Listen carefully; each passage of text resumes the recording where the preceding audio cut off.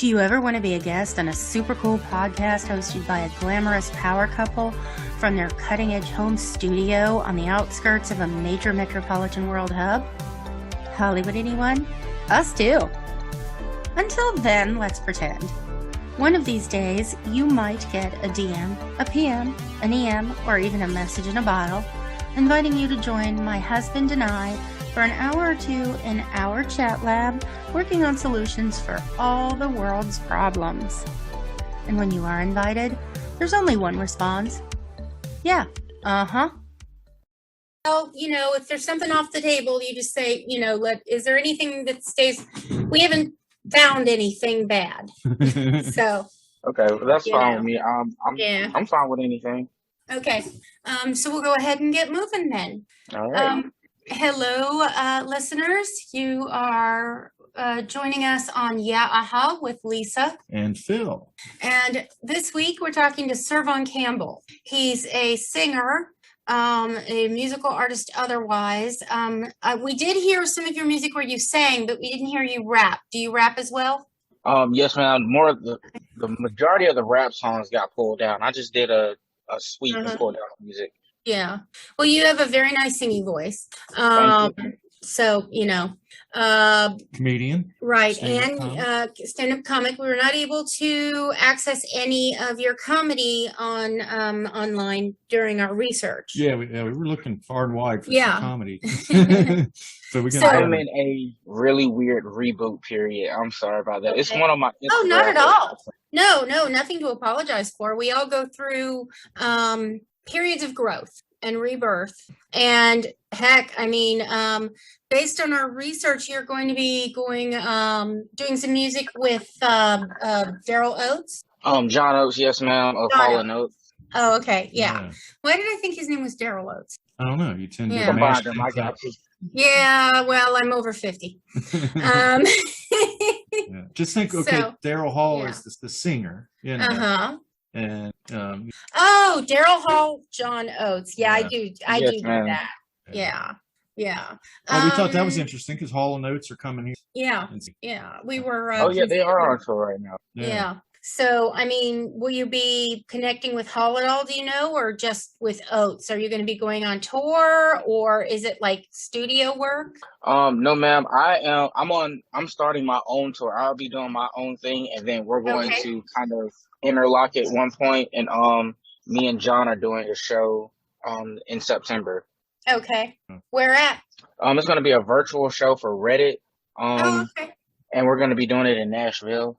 Oh, neat. So I guess the whole, you think about their music, and it's very much R&B and, really mellow with energy is how I think of that. Yeah. They always say that people have their music on their, their guilty pleasure on their iPhone or whatever. I think it's perfectly reasonable to enjoy Hall & Oates. It's just a regular pleasure person for me. Oh yeah, so I was a fan of them before even working with them. I was surprised to get the opportunity. Yeah. It's amazing and great the way these things happen. Yeah. How did it happen, by the way? How did you hook up with them? I still don't know. I keep meaning to ask him. At one point, he messaged me. Well, he followed me on Instagram, and then he liked some pictures. He has one interview where he said his wife found me and she knew my music and she was familiar, and he commented on my page and he said he liked my music. And I looked at his page and I saw, he had the blue check and he had everything. And I was still shocked. I'm like, this isn't him. This is some fake page. Yeah, right. Like that. And I commented back like on a whim, and he was like, I like your music. I was like, well, if you like it so much, you should do a song with me. And he was like, okay. And he emailed me. Well, he DM'd me his email and his contact information. So I called him, and it was him. Wow. Weird. Yeah. What was it? That was like I don't remember who it was. They said that I don't know, like Jack Black called him or something, and they said, yeah, right, whatever. And Jack Black had to go through his manager to get to their manager to make him believe that it was actually him, because he wanted him in a movie. Yeah, I fully see. It's one of those things where I just couldn't fathom him even knowing, like even seeing me. So it was just really cool. Yeah. It's like, it's such an amazing world out there. Yeah, everybody's interconnected, Mhm. everybody's right at their, whether it's Instagram or Twitter, Yeah. they're right there at their fingertips, and you can DM somebody and you never know. Sometimes Yeah. you'll get a response. Mhm. Yeah, I've seen like the crazy amount of success that can be made just over social media because I've done the majority of my work through social media, and that's how I've met him and met some other artists and met one of my favorite artists. Like it's all through social media. So social media has been a real blessing and a curse. Yeah. Yeah. Yeah. Well, There's the good and the bad. Well, I Yeah, was just listening to a podcast about Christina Grimmie, and her career completely evolved from Social media. YouTube, Right. to the point where she was duetting with Selena Gomez. Yeah. On Now, was tour. that before or after she was on The Voice? Before? Okay. Yeah. Wow. And then, hey, Justin Bieber. Yeah. And it's crazy And because we're so like social media has helped me so much, but Mhm. yet our song together, me and John's song together, is really about putting your phone down and getting away from social media. So it's really both sides. oh, that sounds nice. Yeah, we'll do that like for dinner because we found ourselves on the phone a lot, playing games or checking Facebook, and we'd be sitting at dinner and ignoring each other. So what we started doing is putting down the phones and having Alexa play something. Yeah. No, thank you, Alexa. That's right. Who's going to load something up on you? Yeah, every I'm once in a while. with my girlfriend now. Yeah, We're on a thing now where I found this game that I'm just so addicted to that I just keep pouring money into for some reason. And I cannot tear myself away from it. And we'll be watching a show or something and I'll just reflex, grab it and just start playing. So I'm working on putting my phone down too. Yeah. I used to think I'd never be this way, but I find myself, I'm on it way too much. Yeah. On one hand, it's Yeah. it's an Well, appendage. and then my issue is I have ADD, and I'm not like enough to be medicated or anything, but it does have some factors. And I've had an MRI that definitely shows that I do have ADD. They can prove that by an MRI now. Very, very exciting. I know. Neither did I until I had the MRI. The tech told me, hey, did you know you have ADD? And I was like, well, I was diagnosed at 12, but really? You can tell that? And he goes, yeah. I was like, yeah, because I remember reading or something where they can see, and it's like certain color. I can't even go into it, but how they can see like depression and different stuff like that through it. So it's crazy. I even saw something where they said that they can tell the difference, like with homosexuality and gender dysmorphia. Technology is getting too far ahead for me. Yeah, I feel old now, where it's just like this isn't for me. Yeah. Well, let's get back to your career. You're going to be touring soon. Yes, where are you going to be? Where are you going? I have the big block areas right now where I know off the top of my head that I'll be going. I'm starting in Atlanta. I'm going from Atlanta to Florida, back to Atlanta to Charleston to Columbia, then to Boston, and I'm working out California areas now. We're doing it. It's such a short time because we're starting at in like the middle of August and then finishing in September. So we're still trying to book and see as much as we can get now, but I'm trying to hurry up and get back out there. COVID really slowed me down. Now it's like I have the energy, the momentum, and I don't want to lose it. So we're just rushing it. Everybody's kind of scrambling to make up for lost time, I guess. We got the idea. I was like, we got to go with it. Yeah. We're reopening here. It's a little bit slow, but we've also got a situation where, like, for instance, we just did an interview with some friends, David T and Mojo 3, and they actually brought their instruments and they came over to the house and they played some music, and that was really cool. But they had scheduled an event coming up in September, and they mostly do like local bars. They're very local. But what happened was the bass player that he likes to work with may be unavailable. So he's talking about canceling the event because he doesn't want to work with a different bass player this late in the game. So I what kind understand that. Yeah. of venues are you playing in your tour? Is it open air or is it clubs or what? A little bit of everything. It's mostly I wouldn't even know how to describe it. Like venues. The venue I know the most is more of like a bar. It's used as like not necessarily a club. I'm horrible at explaining stuff, but Okay. Have you ever played Cincinnati? no, man. Okay.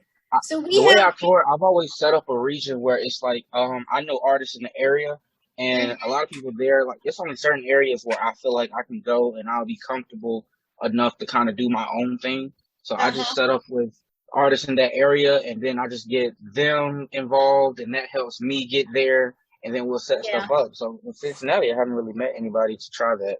Yeah. And if you have a connection in an area, that makes it easier in case, let's say you forgot something, you need to borrow a microphone, something breaks, or someone breaks down. I guess it would be daunting that, like, when you think about it, you were traveling city to city, and you didn't really have any, you didn't have that as kind of connection preamble to your arrival that people would know you or know what to expect or have heard your album. Now, are you driving or flying? A bit of both. I have a lot of the places I'm going and I'm meeting people there, and I have this thing where I can only drive like 2, maybe 2.5 hours, and I'm out. I can't do it no more. So going to Florida, that is definitely a flight.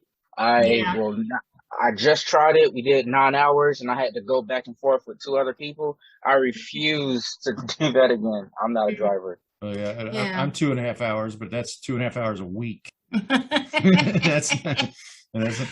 get it. I know we will, like when we were talking about going to Nashville over in June, and he wanted to stop in Louisville and stay overnight and then drive the rest. It's 4 hours. Yeah. Most people drive that. So. But I mean, I do have family in Louisville that we would like get together with them while we were down there. So the only thing that can really like push me to just suck it up and drive is after a while, my girlfriend, her driving just gets crazy scary, and it's just like, okay, I gotta step in. I gotta get involved, because I'll find myself like closing my eyes at certain moments where I'm like, oh, this is about to be an accident. So I just have to step up and just say, okay, I'm gonna drive.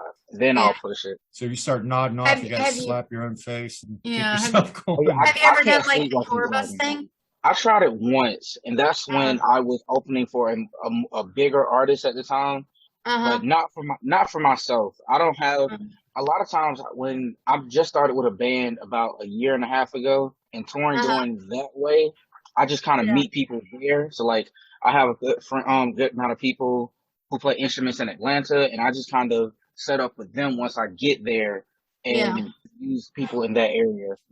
So you don't have a set band that you work with? No, ma'am. Cool. So, it's nice that you got those connections like that.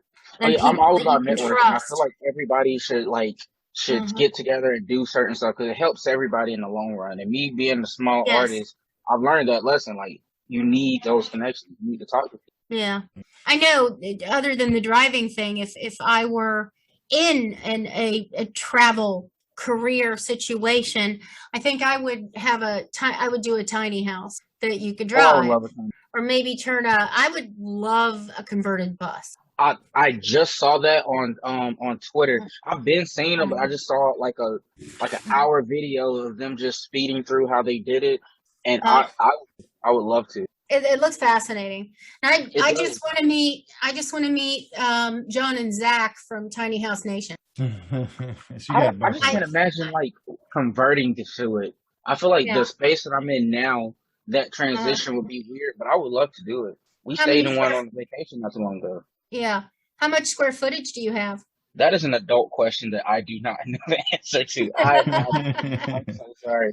It's like a one that we know ours because we own our house. Or I am nowhere near a homeowner. I am stupid again. I'm trying to get there now. I'm sure it sounds like your girlfriend will take care of it. I'm the driving force in our financial, in our financial drive, I'm the driving. I'm the financial person where it's like, I'm good at setting up a savings and doing that kind of stuff. Yeah. Like now I just got into the point where it's like, I just had finished school and she's starting a different school. So now I'm in the process of like learning what credit is and investing is. So that's what I'm working on now. And I want to get a house. Right now, I think I'm enjoying apartment life. Right. So right now we're points for and against. So you're in South Carolina, right? Yes, sir. Beautiful part of the country, or so I understand. I've never been there. Oh yeah, I love it. Yeah, my aunt pays for a little mini mansion on Hilton Head every year for the family, and whoever can go goes. I wasn't able to go this year, or of course last year. That's another beautiful place. South Carolina has a lot of really cool places, and I hate that it's gotten out where a lot of people are seeing that. We have so many people moving here now. Yeah. Yeah. Pretty soon it'll be like LA, I guess. Pushing up. They're trying hard to make it like that. You know what you want to do? I will tell you this. We waited way too late.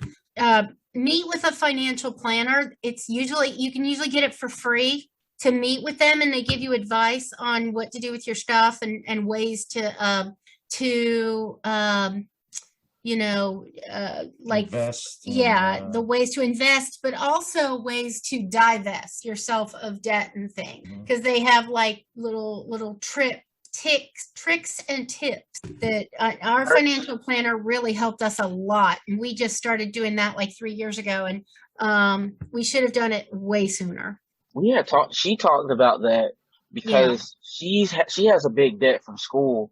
I got lucky and all of my student debt got cleared. So now my only debt is hospital bill. So like when sitting down and like we tried to like put together our finances, and I was like, okay, if we take it to somebody and we can get advice, looking at it on paper, I was too embarrassed because I feel like somebody would look at us stupid at the stuff that we buy, and then like the amount of money we spend on food. So I feel like we look so childish. Where it's like we need to get a little better organized first. I hate looking so like childish in front of that like an adult situation. I don't. That's not stupidity. No, I say defensively when I look at our own budget. Yeah, when we look at, like you said, way too much on food. It's people are just going out to eat and things. Because we're not cooks at all. She can cook, but we eat out probably 2 or 3 times a day. Yeah. Oh, see, that's a lot. That can add up. Yeah. I'll give you that. Yeah. We actually are spending less on food since we started keto, because you kind of have to cook at home. Plus, I work from home now. So let's go back to your music, because part of this is getting you a little bit of press, even if it's only 40 people who listen to now 20 to 40 people who. But now we're going to have all Cervon's friends listening. Exactly. Keep adding these things. Happy to have it. Audience. Okay. So we've listened to some, we really liked the single Again. Is it okay if we play a song or two of yours on the podcast? Or? Yes, sir. Yes, sir. He'll insert that in as part of the editing. Yeah, I'd like to go ahead and play Again right now for everyone. Let them appreciate. Yeah.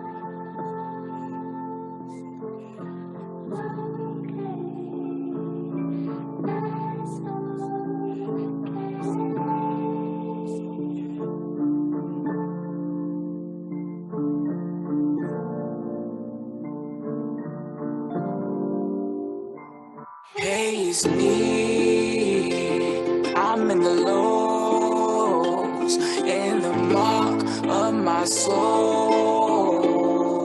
Again. Okay, Jacob. It's been a while. Where have you been? Man, I love my friend. I love heavy, no insurance, no protection, heart on sleeve, but the hoodie on. I mix the ouch with the Saint Laurent. I'm overthinking, might be tripping, but it's cool. Fall with me, or I need the warmth of your skin to cool me down.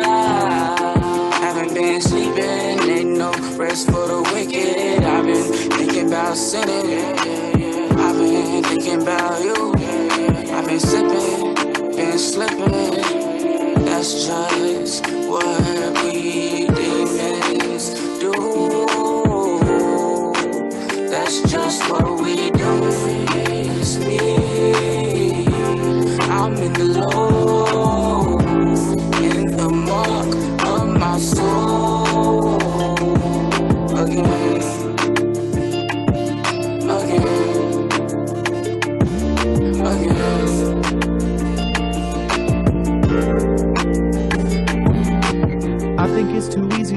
dig it. The witches from the east are trying to kick it. They said we go together, it's just physics. I'm always going for it, never timid, and it hurt my soul.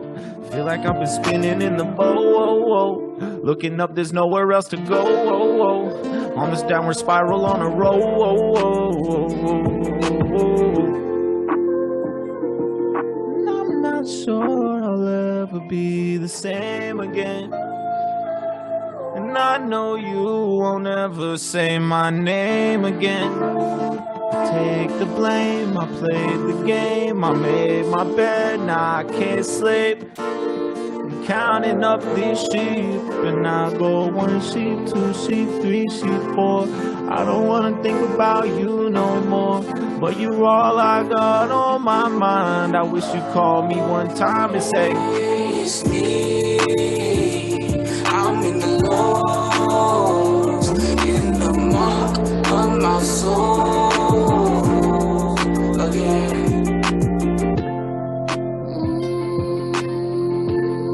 Can't remember what you named. I miss chasing down your skin. We were bad for each other. We were there for each other. I'm coming down. Can you come around? I wanna be wanted by you again. I've been drinking just to feel nothing again. I'm alone and I'm thinking again.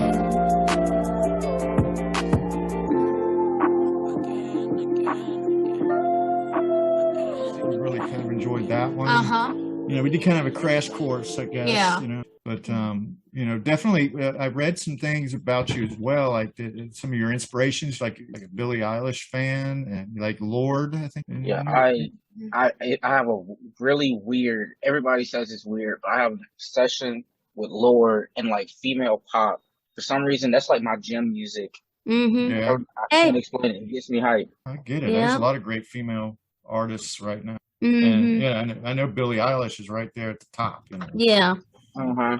I get a lot of my, I listen to the Rolling Stone podcast, which to get most of my stuff that's post, 1979. Yeah. Yeah. But they're all about Billie Eilish, and they're breaking down Katy Perry. And, they're talking about, they're always talking about Britney's governorship Situation. or whatever. Yeah, I've been she following won that. that. Yeah. Yeah. And it's I've just been interesting. following that, and I always listed Katy Perry. To me, Katy Perry has always been the greatest female singer. That's a big love of mine. Yeah. Yeah. Well, she does have a great voice. I love the way she takes the titles of traditional rock songs and stuff like that and applies them. I think it's creative. I guess, some people might think it's Derivative. derivative. Maybe, the or songs are so different. copy-ish, but it's almost, but not quite parody. Yeah. Yeah, I feel like there's a lot of stuff that can be looked at when people say it like that, but it's also a level of influence. And I feel like a lot of people don't appreciate people adapting or using their influences in their work, where it's like, no, you have to be 100% original. And I think that that mindset will really slow somebody down. Yeah. I know, there's some remakes, like for instance, the remake of is it called Morning Angel, where he says, "You're closer to my peeps, you are to me. Closer than my peeps, you are to me." That just annoys me. Don't know why. I know, Post Malone just did a cover of Hootie and the Blowfish, and I love it. I'm obsessed with it. I play it all the time. I haven't heard that. We'll have to take a listen to that. Yeah. Yeah, check it out. Well, it's the sincerest form of flattery in some respects. Yeah. To reimagine. We talked about that with Dave. Yeah, unless you're getting into the whole monetary thing. Yeah. Yeah. But there's been sampling going on for a long time, and borrowing just snippets and like a chorus that's been going on. Contemporary music's been doing that for 15 years. And if you listen to that episode of our podcast, there's this song about a donut store robbery that's just absolutely, it's just really, really funny. And he wrote all his music. And now, do you write your music or? Yes, ma'am. Okay, good. I mean, it's nice, melodic. I write all of mine, but I am like I just moved out. That's why I did a big takedown. Like I've been a fan of sampling for the Yeah, longest, but right. now where I'm trying to kind of stand out, I had to kind of take a step back and reevaluate a lot of it. But Hmm. I appreciate sampling when I hear it, when it's like Yeah. a callback to another song or something like that, and it puts me in Right, that right. mood. A little bit of sampling is fine. Yeah. It's just that one song that for some reason that one gets on my nerve. I think if And there's others I like just fine. I think that in that particular example, you were just so fond of the original Yeah. because Yeah. when that Roberta Flack, Not sure. You know, I don't remember that stuff. yeah, man, That's There's your some job. songs that are so iconic to you that they just Yes. can't be remixed. I heard Yeah. somebody do a cover of Freebird, and Yeah. it just killed my whole mood. It just did not work for me. yeah. Well, yeah, and sometimes it's like the original is so right Mm-hmm. that yeah, even if it's not something you love, it's just no. Why did you do that? You didn't need to. Yeah, Pick something I else. am And not like a ride or die there are Leonard other Skinner fan songs at where all. you hear a different version and it's like, oh my God, that's genius. Mm-hmm. You know? And that's the difference. Like the Post Malone, him redoing "I Only Want to Be with You," I Yeah. absolutely loved it. I thought it was way better than the original. But Yeah. then, anytime I've heard a cover of Freebird, like the one I just heard, her Hmm. voice, like she sung it like great. Like her voice was great. But just hearing somebody else outside of Leonard Skinner just threw me off. Yeah. Yeah. Well, Metallica did an entire album of covers called Garage Incorporated. And I think the mistake they made is they tried to be too true to the original song. So it really came off as Just a kind copy. of lazy Yeah. and not, and I'm a Metallica fan, but I didn't like that album at all. Kind of here's an album we did absolutely no work, but pay us anyway. I'm Yeah. trying to. I want to do like how you say, like get a cover, but like transition it where it doesn't sound so like it's not so true to the original. But it's Mhm. hard. Like, at least in my experience, it's been hard because no matter how you sing it, you're still hearing the original, and you still have the original so embedded in you that you can't fully switch it over.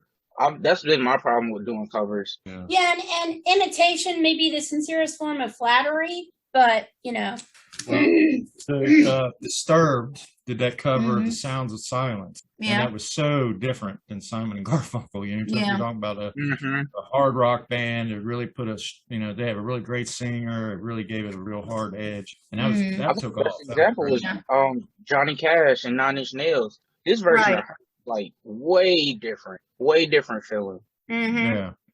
Now, and to me, there are some artists who have an almost uncanny instinct for doing covers in a way that like Van Halen Mm-hmm. would take a song and sing the exact same words, and yet it's almost like it's not the same song. That's how Miley Cyrus did with the song. I don't know if you know Heart of Glass. Oh yeah. Uh-huh. She had a cover to it, and it's kind of the same, but she has it in her own way. Where I like hers a lot better too. Yeah. I always think that if they ever do a Cher movie and Cher doesn't sing the score herself, because she can still hold it together. Mhm. Sadly, not every singer's voice maintains like that, but I think she's been taking care of her voice for a long time. But I think that Miley Cyrus could easily step in my opinion, and sing the Cher Yeah, that's a good songs. call. She's got kind of the Yeah. same. She's got that kind of I've never thought of that. huskiness. Yeah. That's just something that I noticed that with her huskiness, but she'd have to get rid of a little bit of the twang because Uh-huh. it's like she's got a husky country doing rock music, which is what makes her so distinctive. Yeah. Yeah. But I do think she could share it up if, for the But, new Yeah, one. I've never thought of that. I think that is really good Yeah. casting. So do you do any during your live performances? Is it just all your original music, or do you do some covers? I do like it's usually like whatever song I'm just like I'm obsessed with at the time. I might throw it in Mhm. there.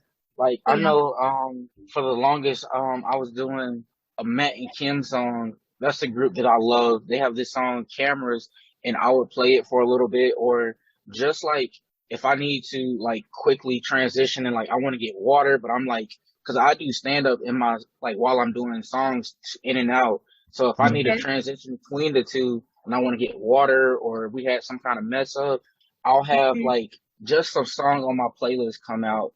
But that's another thing you have to be careful with, because a lot of people, even if you're performing, but you're getting paid, that's a lawsuit. So it's being mindful of that too. But I try to switch it in there every so often. Yeah.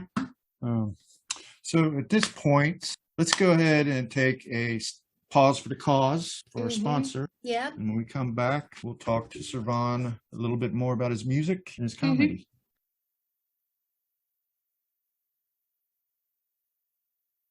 So we're back with Cervon Campbell. He's a musician, singer. He's going to be touring coming up in August in kind of up and down the East Coast. You might be able to catch him somewhere between Georgia and Florida in August and September. And then you were saying that where was it? Like around October? So John Oates show. The date that we said so far, the date we're running with is September 13th. Okay. So some of the things I read about you, you mentioned kind of a polarizing figure, Kanye West as being a inspiration. And so I told you about my Rolling Stone thing.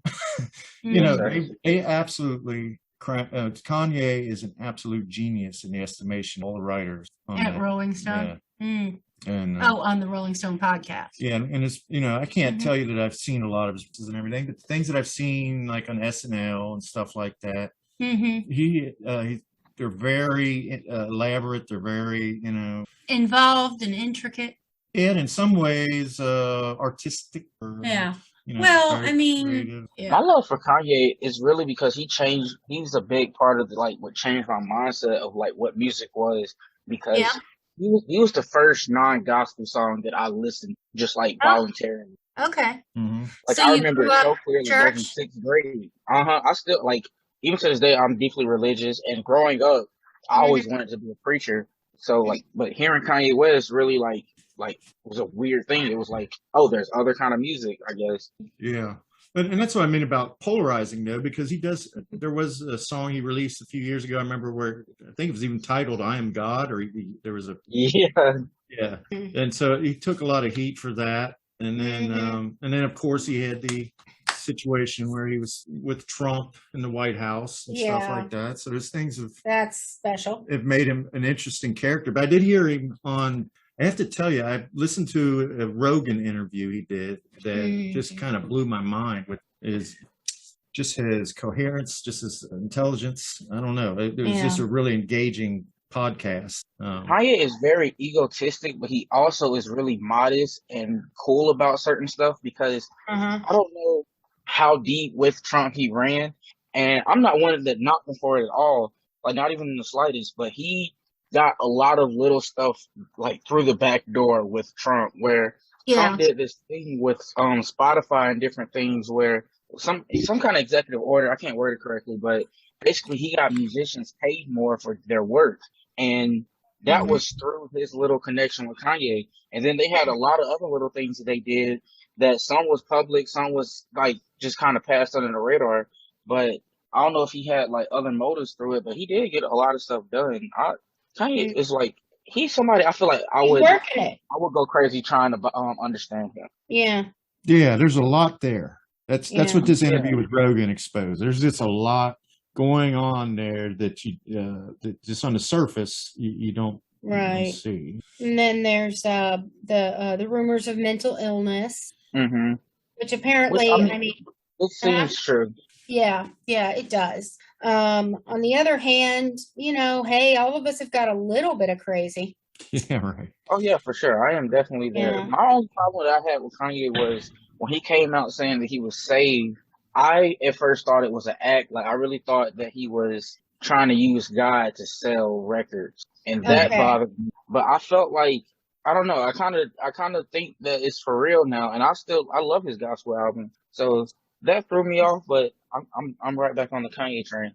Right. Yeah. So us not being that familiar with his work, what songs would you recommend us of his to look into? Well, Okay. Maybe the gospel for sure, because that's at least Okay, if you go something gospel, he has a song called "Closed on Sunday." where it's so corny that it's Yeah. just genius all at the same time. Now Where that's right up my alley. Corny, that's it's all about. Yeah. he's comparing family to Chick-fil-A.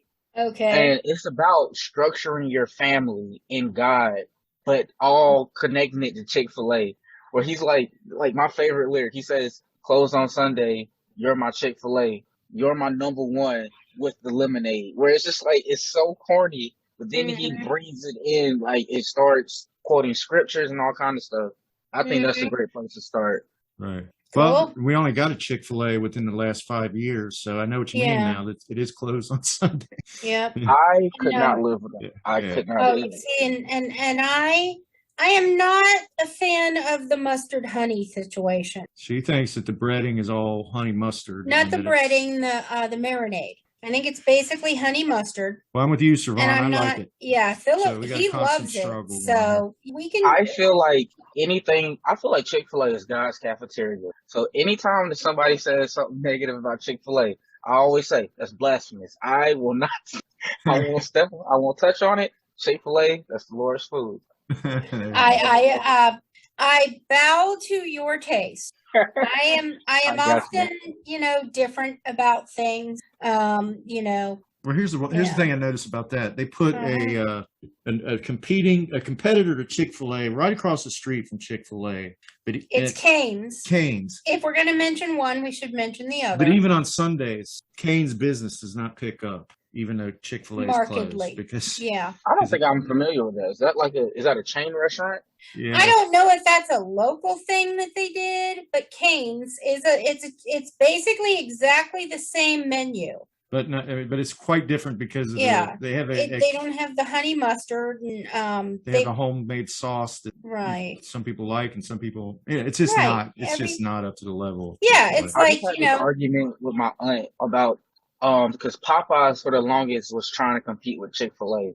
oh no. And they were like trying so hard to say that their chicken sandwich was better. And my aunt loves Popeyes. Nope. So my logic was, if Chick-fil-A, if they pray for you, if they say that they're God's restaurant and this, that, and this, then any competitor, anybody going against them must be of the devil. All right. I love fun family arguments like that. Yeah. Oh yeah, that's all we Sometimes do. We're the corniest bunch. Yeah. Sometimes I'll argue with my family just for the fun of arguing. That's me with my girlfriend. I Yeah. will do anything to go out of my way to annoy her for 2 seconds. Just to be a contrarian, right? Just to do it. Man, I miss my mom. So We used to have the best discussions. yeah. Oh, yeah, So- my mom is my best. Please? I'm sorry, what was that? I said, yeah, my mom is my best friend. Yeah. Anytime I go out touring or anything, she's always with me. Cool. So your I think I read you said your stand-up came first. You were doing comedy before music. Yes, And sir. Now you kind of pepper your on stage. You use your banter during your concert performances. So I wondered, do you do like open mic, like pure stand-up? Like I'm gonna riff for an hour here in front of a crowd, like at a club or something like that. I mean, do you Just for kind of like a break even, maybe? I used to. Stand up was like all that I thought of. Like I only wanted to do stand up. I didn't have a thought about music. And so I was doing that. I was doing open mics. I was doing anything I could to get 2 minutes, 5 minutes, anything. And once I was I had a run in LA. I was opening for Dana Carvey and I bombed so bad that it made me like, okay, I don't think this is for me anymore. And I haven't done it in a while. It's been like 2 years now. I've been too scared to do it. Yeah. Well, most comedians, I don't know anything about comedians because, I'm not a comedian, but I listen to Marin and he has a lot of comedians on and they all talk about times that they bombed and how they, how they kind of navigated through, that situation. Problems, so I tried to. I got there, I think 10 minutes before I was supposed to go on because that night when I was in LA, I was really trying to maximize my time. So within the 4 days that I was there, I had 26 shows and they were so closely booked that I only got to do 19. So I had 4 shows before I got there. So I got there, I Okay. have like 10 minutes time to go on. And then they said, hey, no jokes about this, or this. And that was my whole act. Oh, yeah. See, now there's the problem. Preparation. Well, he was prepared, but they took they pulled the rug out from under him. Well, that's what I'm talking. Yeah, that's where the problem was. You had to change things up all of a sudden, and I have learned that most comedians don't just get up there, and not everybody can be a Robin Williams. Mm-hmm. Or follow a Robin Williams. Right. I certainly wouldn't want to. But Yeah. Robin Williams is one, like, I don't know, he has a weird standing with like the stand-up world, and it's a lot of like comedians that could just go up there and they could just start talking. Like Dave Chappelle. Dave Chappelle, it doesn't even have to be funny. He has stand-up sets where he's not even telling a joke. He's just telling a story. Right. And it is like the best thing ever. Yeah, Fully we're big captivated in fans. whatever he's saying. right, Dave Chappelle, he doesn't live far from here, actually. No, But, we're both in Central Ohio. Ohio. Yeah. I love. Yeah, he's funny. He's hilarious, and he's come back from his hiatus or whatever, and he's just as good as ever. Now, Like he has been great. do you write your own music? You write the music and the lyrics? Yes, ma'am. I do this thing now where I'll just go rent a bunch of instruments and I don't know how to play them. So I just kind of find a sound that might last like a second or 2 seconds and I'll loop it and I just add it to other stuff. So I've been doing the majority of it by myself lately. Clever. But going back to Chappelle though, he did an episode of SNL right after Trump was elected.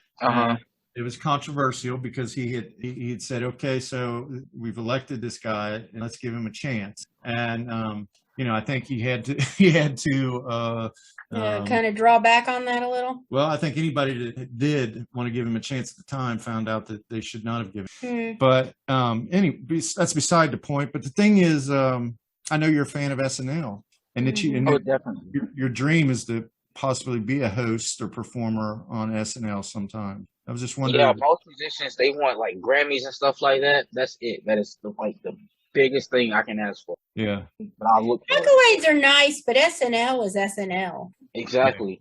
But you said you worked with Dana Carvey, or you preceded him anyway. Did you have any discussions with him about? I wanted to, but I bombed so bad to the point where I had to I got off stage earlier than my time, and he got up and fully addressed all of my shortcomings. He fully addressed how bad I did. Because I had some joke where it was I basically said that I didn't know. It was something, I don't know, but basically it was me saying I didn't know California was a part of Mexico at some point, and he addressed it. I can't fully tell you the joke, but I sounded really stupid.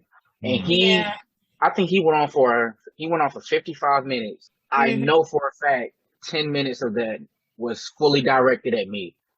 So after the show, I was just like, hey, how you doing? I tried to play it off. And he was like, I had, and I was like, yeah, I know. And I kind of we just let it go and went our separate ways. So you were in no mood to pick his brain at that point. I was way too embarrassed. Got ya. I guess, some comedians, I guess that they do that. They kind of sacrificed an individual for the sake of the whole audience. I'll see him do that. And I've done it too, so I can't even be mad. Yeah. And I think I don't even think that's necessarily like you said, you've done it. That doesn't seem like a disrespect thing so much as a recovery thing. It's not. It's one of those things you have to just attack it head on because as far as any community I have ever seen, any organization I have ever seen, comedians will 100% have your back. If you're bombing, they'll fake laugh, they'll smile. It's been times where I was at Laugh Factory and the guy was on and he was stuttering. He was like a nervous wreck and looking at everybody in the audience. It was one dude that was just like, keep going. Everybody just pushing him on. I've never seen the amount of support that I got. And that point, it was more of hazing. So I didn't take it too bad. It was just I'm too try to talk to you right now. Well, that's a world. And he probably would have been really cool. Oh yeah, I'm sure he was because he talked to everybody. After the show, he talked to the audience. He just came out. I know he was a great guy. Yeah, because he does seem like an all right guy. It's not necessarily my style of comedy. I didn't love what he did. I did like some of what he did on SNL, but not, he's not my major cup of tea. So who are some of your favorite? Who are your comedic heroes or SNL faves? My favorite comedian right now is a guy named Mark Norman. That is 100% my favorite comedian right now. And then Dave Chappelle is one of the the greatest at it. Oh yeah. This guy Moranzo Vance, I love him to death. With Saturday Night Live people, my favorite Saturday Night Live member of all time is Jason Sudeikis. I love him and everything he does. And then his Will Ferrell. It's a lot of big people from SNL. Yeah.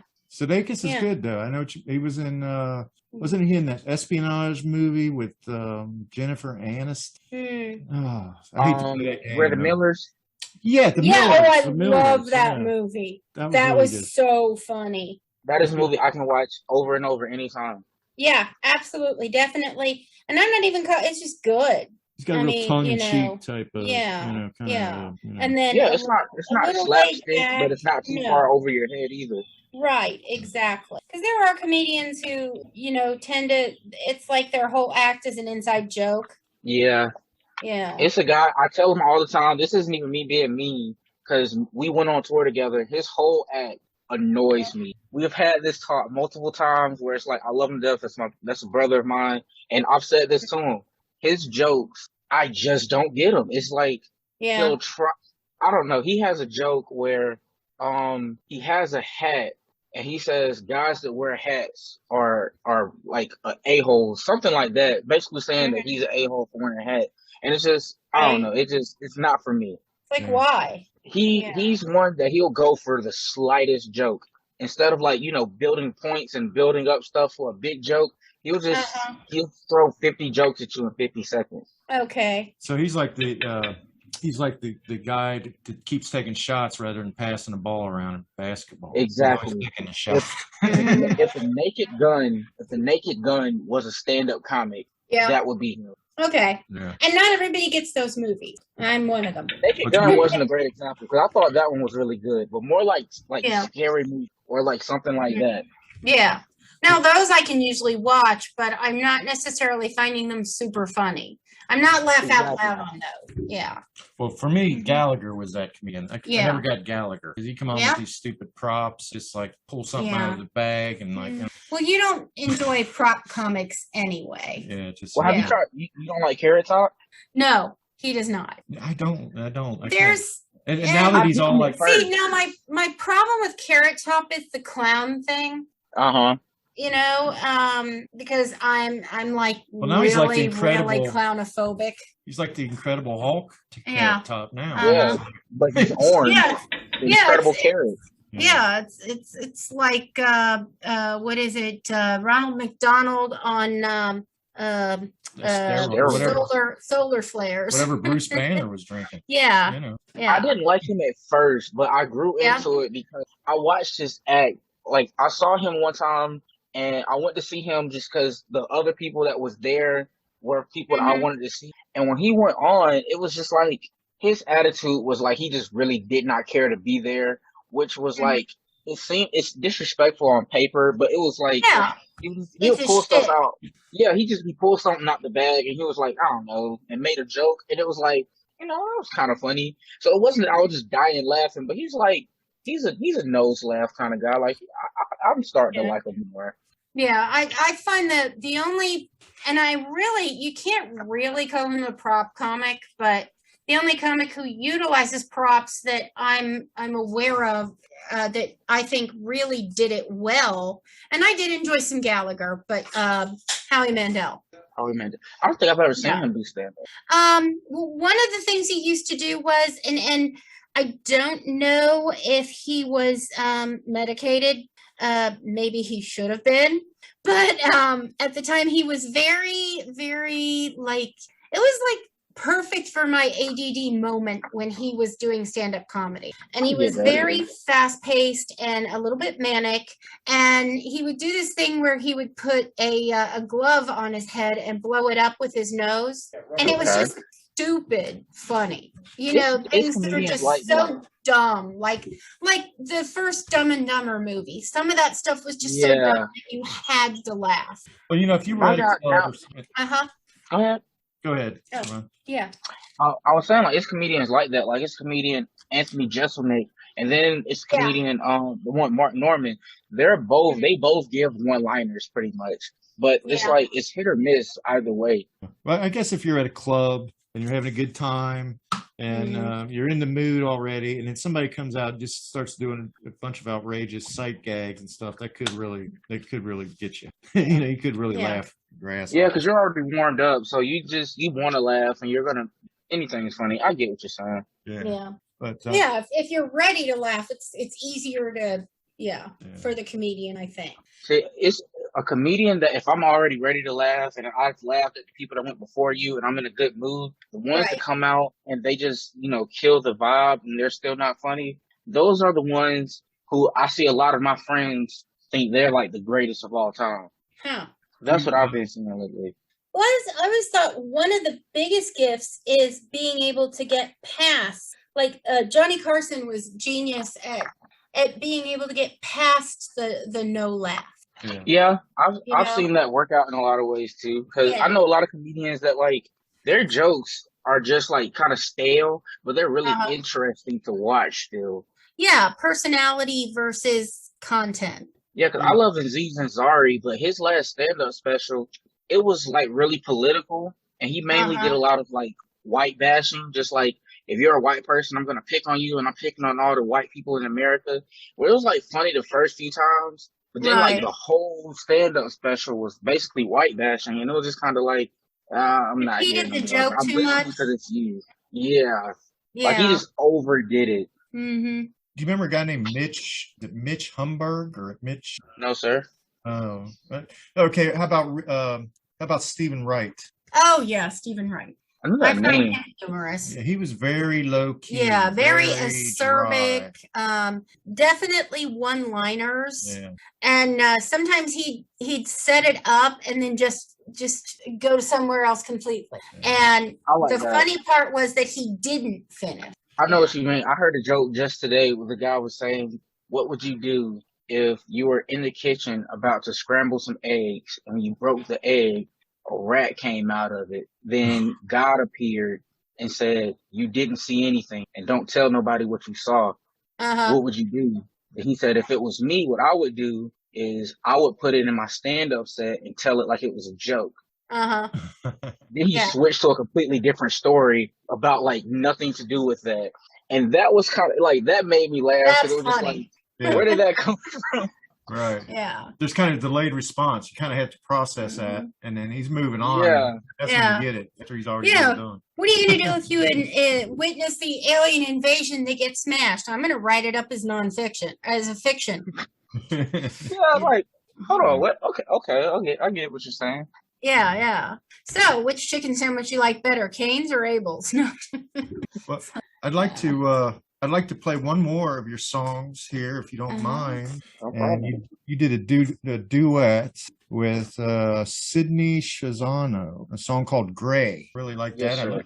I listened to some of Sydney's other work, and so I thought that was a really nice piece. So I'd like to play that right now.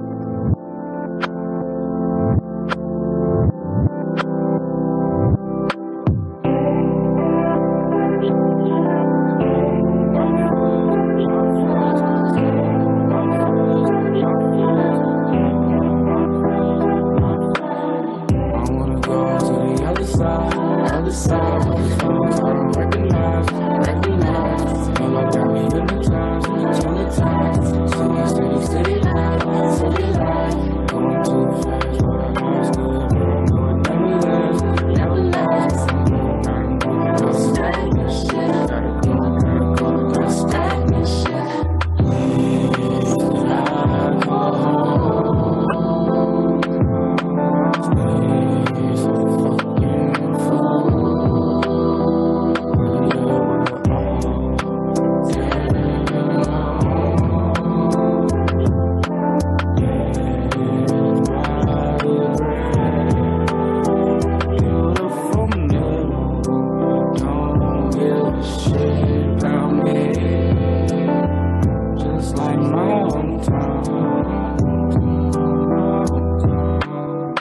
hear you lying. You say you ain't seen that shit on the bridge. And I hate that shit. So one day I'll say, I know those weekends where we go. I'm hooked on the paddock and I'm moonlight. I was turned to a bottle in the moonlight. Why should you tell me whether I'm by your side?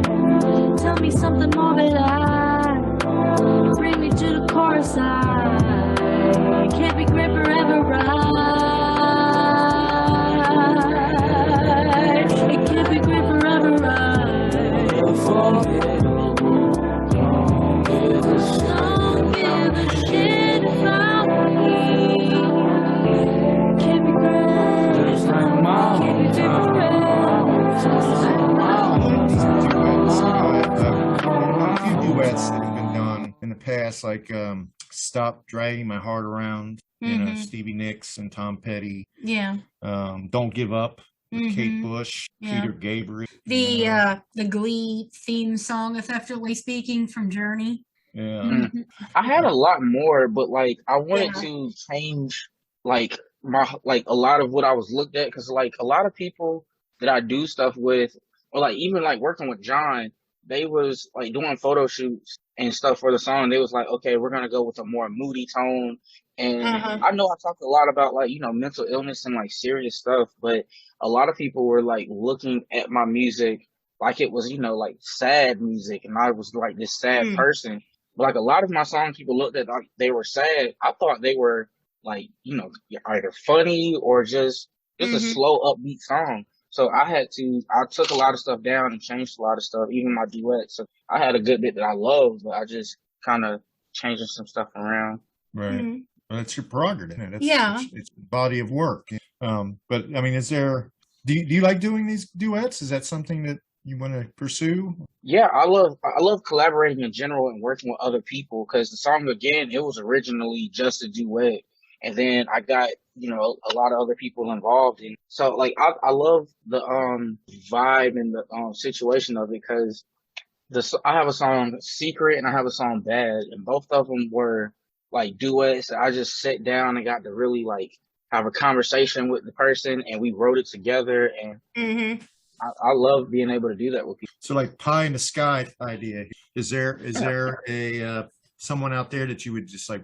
Oh, I was going to ask the same question. Well, then I'll let you ask. Yeah. Who's your like dream collaboration? I have so many. Right now, I'm gonna say this guy Labyrinth. Labyrinth is. Yeah. I said I have so many, but for right now, I'm gonna say Labyrinth. Labyrinth is my favorite singer. He's somebody I'm like crazy inspired by. Like everything he does is just so cool to me. And he followed me like a year or two ago. Yeah. And I've been terrified to message him. I love his music. I'm surprised that I came upon his radar. But yeah, I really want to work with him at some point when I get the courage to ask him. Yeah. Yeah. I mean, heck, you're working with Oats. You know, you got street cred. Reach out. Yeah. I'm gonna get there eventually. I keep having this fear where I message him and then he never says anything, and I go check and he doesn't follow me anywhere, and it's just like, Well, I mean, I would check that first. Yeah. But I mean, you know, nothing ventured, nothing gained. But I get it. This is someone you hold in very high regard. Yeah. Artistically, I get it. You know. Now, artists that have preceded us. If you could have any artist in history that, that has already gone before?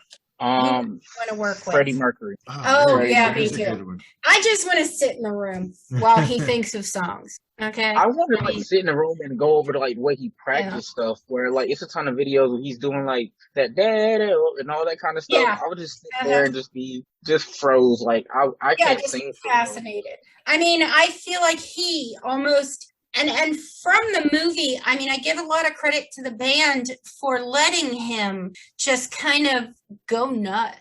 Yeah, and supporting it and realizing that he was exactly right for what the time needed as far as his aesthetic.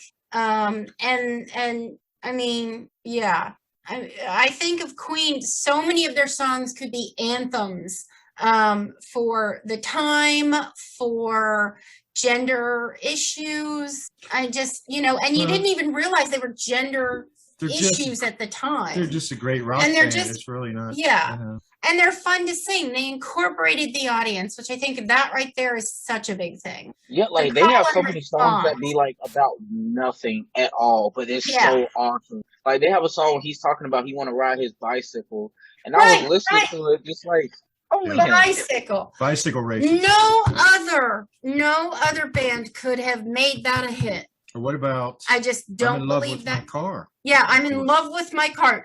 I don't see any other band putting that song on an album. Okay. And getting away with it where it's so popular too. Right. My favorite song by them is Radio Gaga. And I just imagine being in the studio just you just make those words up. You just we're just gonna that's a song. Right. Yeah. Well, the performance at Live Aid just unbelievable. Yeah. And it's they redid it in the movie. They just went to great pains to make it exactly as much like the original as possible. They didn't even have to do that. They could have just played the original footage and it would have been better. But yeah, I really love the movie. Was still inspiring. Yeah, that's what I was saying. I love it. Yeah. And that opening sequence where he's trying to get out of the house and he's walking between the cat litter boxes, that's just, I felt like that should have gotten some kind of an Oscar nod for cinematography. Just that scene right there, that minute and a half, 2 minutes where he's trying to leave the house. That is one. I have never really been big on biopics, but that was one that just really blew me away. That and Rocket Man, that was great to me too. I love both of them. Now, there's also Walk the Line. Walk the Line. We enjoyed that, but I know him, but never seen the movie. Okay, it's worth watching. If you like Johnny Cash, it's really good. When you get a little time, never seen it. Right. And then recently, I was Philip really wanted to see this movie, the one with the lady, and she has the Parkinson's now. From the singer. You know what I'm talking about. We went and saw it at Esquire. Yeah, that was a documentary about. It's not a biopic; it's a documentary. Oh my god! But it's really good. We saw it at the Esquire. Senior moments. And she was around not Haight Ashbury, was she? But she was around with the folk music thing. And she never got married. I'm gonna have to really add it to that. Yeah. Well, not necessarily. Just name right. Yeah. I can't think of who you mean. Yeah, I think you probably know Linda Ronstadt. Yeah, Linda Ronstadt. And neither was I, and it blew my freaking mind. I had no idea. I always thought of her in my brain. She and Karen Carpenter were almost like the same person until I saw this documentary. And she was so innovative. She would have music events at her house that were similar to Salon, where she would just have so many people over. And it was right around the time when the folk music thing was happening. Well, okay, let's put it this way. In California. You've heard of the Eagles, right? Yes, sir. So the Eagles were Linda Ronstadt's backup before they were the Eagles. Yeah. But for me... And they might not have even been the Eagles if it wasn't for her. Yeah. For me, Ray is like Ray. one Yeah. for biopic. Yeah, I think they did a really good job with that, and he deserved all the awards he won. Yeah, because he played him down to the T like 100%. Like he fully got that right, the voice and all. Well, yeah, and he was even doing the singing and everything, so that was like, and Jamie Foxx can do like great impressions. He's going to play Mike Tyson now, and he does a great job at that. Now that's a juxtaposition. Well, I can see that. I can see him doing that. He put on a few pounds, Oh yeah, he has gotten buff for it. He's his voice for him is like spot on. But he's been like hitting the gym. He's even gotten really big. Huh. He's really an underrated actor. I don't know if he is. I mean, he's an Oscar winner. Well, maybe he's not. Maybe he's not. Yeah, he's not all that underrated. He's just, you know. Once you get to his, maybe not appreciated. He's not as, I can't even say that. He's not as active as I would like him. I'll put it that way. Well, but when you get to a certain point, you can pick and choose. Yeah. You can choose what you want to do. Yeah. And projects that you want to continue. He seems to have and I see that a lot with like my favorite movies, and I be expecting a sequel. But it's just like, they don't need to. Yeah. Well, and one of my things with the sequels, like, for instance, Austin Powers. Mm-hmm. That was funny.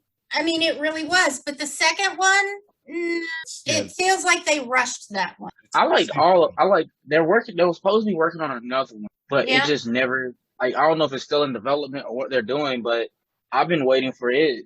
They said they were going to do another one. I would love another. Yeah. Well, and then there's also the rumors that Mike Myers is very hard to work with. Yeah, I've heard that too. Yeah. So, I mean, that could be a factor. I know that there was the possibility of another Dumb and Dumber, and I've heard of another Ace Ventura, but then no, probably not. But apparently, but Jim Carrey went through like some personal stuff and some depression. Yeah. So, Well, I've seen it. And then like when you do get the sequel, it's not like from the jump, I did not want to Coming to America 2. I didn't think it was going to be good. Oh, I didn't like it. It was okay. Yeah. It wasn't maybe up to par. It was more of a TV movie to me. But I was in Netflix. Yeah, I got that exact vibe. The recent one to Netflix. Yes. Yeah. And I did love the nod to when he came back to America and he gave those two bums the money. Mm-hmm. That was a reference back to Trading Places. Yes, that was a reference to Trading Places. So I liked it. It just was kind of like you said, it felt like a TV movie. It did not live up to the first, I don't think. Right. No. Well, I think it was put together because there was not a lot coming out after COVID. I mean, stuff is just now starting to come out. That's true. COVID. They were doing, and that was made like before or during COVID. I think they kind of probably before. But Eddie Murphy was already planning a comeback, so I think he was just saying yes to a lot of stuff because he did Dolomite, and I didn't like Dolomite, and then he did that, and he's doing he has a stand-up special he's doing. And he's doing, what was the other one? Oh, Beverly Hills Cop. He's doing another one of those. No, I love Beverly Hills Cop. And really, I think they gave the sequel, the second one, enough time that it was relevant and it nodded to the first movie without being, Well, I love the soundtrack. Stupid. I love the soundtrack. Yeah, Cop, true. Axel a good soundtrack. But his sequels are usually good because another 48 Hours. I thought that was great. I liked it I liked it better than the first one. See, no, I haven't seen that. Have you seen 48 hours, 42, 40, whatever? Yes, I saw 48 Hours, but I haven't seen another 48 Hours. But I just haven't. But I can blow your mind right now. Philip has not seen Die Hard. What? Like none of them? Right? I can't even find it on we're of course off the cable. I can't even find it on any of our platforms, and we have quite a few. So I can't even find it to rent. I'm that person. If I miss out on a franchise and somebody hypes it up enough, I'll go back and watch it. I just finished Hunger Games and I'm about to start Harry Potter. And with Harry Potter, you gotta catch up.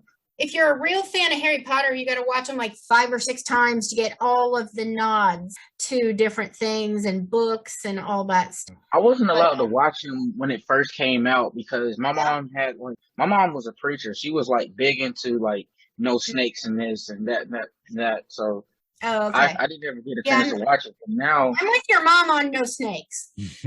oh yeah, she will pass out if she sees a snake. Yeah. Even like if it's on TV, she cannot do it. Yeah, I used to be like that. I've gotten to the point where I can see a photo of a snake and I can see one on TV. And then, of course, there was the movie Anaconda. We did actually go to the theater and see that, and it was so ridiculously bad that I was able to watch the movie without too much problem. I mean, the snake was so ridiculously fake. Now, snakes on a plane, I'm sorry, I'm a Samuel L. Jackson advocate, fan, aficionado, but I will never watch that movie. See, I haven't seen neither one of them. My mom is bad to the point where she was scrolling Facebook one day, and she screamed out for me because she wanted me to scroll past a snake. She dropped the phone and couldn't pick it up because it was still on the screen. Yeah. Wow. That's how bad. My brother, when we were younger, would chase me with pictures from nature books. Oh. He would literally open the book and chase me with it. My mom would kick me out. Yeah. I had to muster up. Like, I'm the same way. I don't want to see a snake. I don't want anywhere around me. But my mom, we were leaving church really late one day, and it was just us two. And we was leaving. She was closing up. She was locking up everything. And I had to be like 17. And when I'm walking out, I see one. And I know if she sees it, it's going to be a really bad reaction. And it was black. And I don't know if this is wrong. I hope not. But they told me that black ones aren't poisonous or anything. So I stepped on his head and I grabbed it. And I just kind of like slung it off. And just, it was so much. Where it was a whole action movie for me. But like, I know she can't handle it. Cervon like versus the snake. Yeah, I mean, what was it? My cat would catch and kill snakes. And one day I was alone in the house. I'm 14 years old, and he brings a snake in and he puts it right outside my bedroom. And I literally can't leave my bedroom. I'm trapped and I'm freaking out. And so I look outside, and there's complete strange men I've never seen before in my life working on something out there.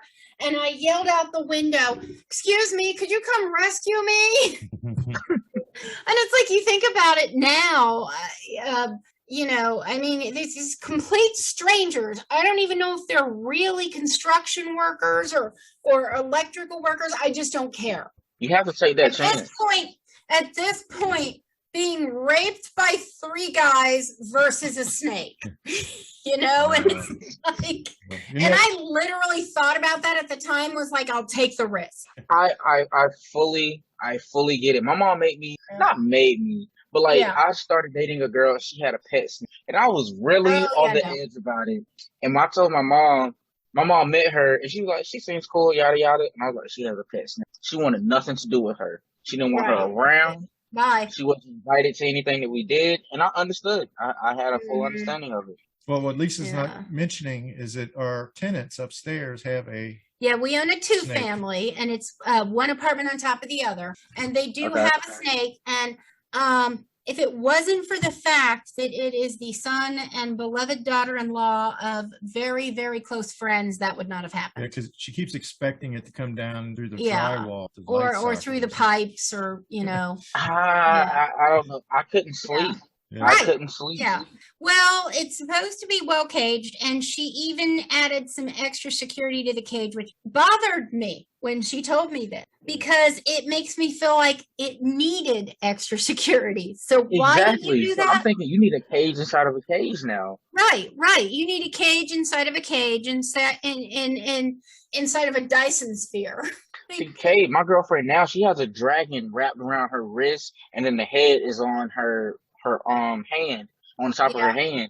So like at first it looked like a snake, and my mom swatted her hand away. And like once she looked at it and got it, like you can see the face, it's 100%, like it doesn't even look like a snake in the face. It's just the body. Right. That was a moment. Yeah, I could be there. You know, it's been over. We've run over an hour. I don't want to take advantage of Cervon's time. It's fantastic. No. Is there anything we didn't ask you about that you expected or would have liked us to? No, ma'am. This was great. Cool. All right. Well, okay. It's been a fun time. Thank Maybe we'll you see very you pass much. through Cincinnati sometime. If we do, we'll Come out? definitely give us a holler if you come through. I sure will. I know one of the most popular venues in the area that's not like a stadium or really huge that is this place called Bogart's. And even people like, for instance, when Prince came through, he played Bogart's, and he was doing stadium, but he played Bogart's under a different name. I tell you what, you probably have a web address or something you would like to advertise. Yeah. I'll send it to you. I always just say, like, my Instagram. I hate my Instagram name, but it is Sex Monkey Limo Driver. And follow me on Instagram. Okay, now is there a story behind that? I'm not a racial person at all. I'm not a racial person at all. I had to be like 12 or 13, and sex was a cool word. I grew up, I'm in South Carolina. My best friends, all of them are rednecks. And I had just found out that black people were called monkeys. And I was like, okay, well, you know what? It's right here. And by that time, limo driver just kind of flew together. And I was playing a game where you needed 4 names to make one. So I just threw all that into one thing. And now looking back on it, Sex Monkey Limo Driver. Okay. We spell it right. Yeah, back in, I actually got email in 1997, and it was right after my mother had passed away. And so I still kind of think I should change my email because it's Girl of Teeny, because that was what popped into my head. That was my mom, Teeny, and I'm a girl. So, But that's still cute. Yeah. Mine is so unprofessional, and I can't change it. And every time I meet somebody and they're like, oh, what's your Instagram? It's like, well, if you just look up Cervon Campbell, it'll come up. Yeah, look me up. And you should be able to get a professional Instagram, shouldn't you? I mean, you can't change that? I mean, I'm Once barely I got on verified, Instagram. they won't let me. Yeah, all these materials. Yeah. Probably, bound to that already. And it'd probably take an act of Congress to change it all now. Yeah, like I have messaged Instagram multiple times. Like I've been wanting to change it for I'll say about 4 years now, and I've been actively messaging them and trying different things. I haven't gotten anywhere, so I am Sex Monkey Limo Driver. Can you create a new account on Instagram and then See, I had tried that, but people I already have a good standing, and people are like there now. And when I talked to John about it, because I was like, I know like you have certain fans, and they might feel offended or think my name is too weird. And he was like, it's not that big of a deal, because I didn't want to seem too childish. And he said it'll attract people. Like people will see it and say that's really weird and look at it. So that's how I'm trying to look at it. That's probably good advice. Exactly. All right, Cervon, it's been fantastic. Maybe Thank you we'll very talk much. again sometime. All right. Yeah, I appreciate it. All right. You have a good evening. Hey, listeners, we've been listening to with Lisa. And we've been talking to Cervon Campbell. Thank you for joining us on with Lisa and Phil.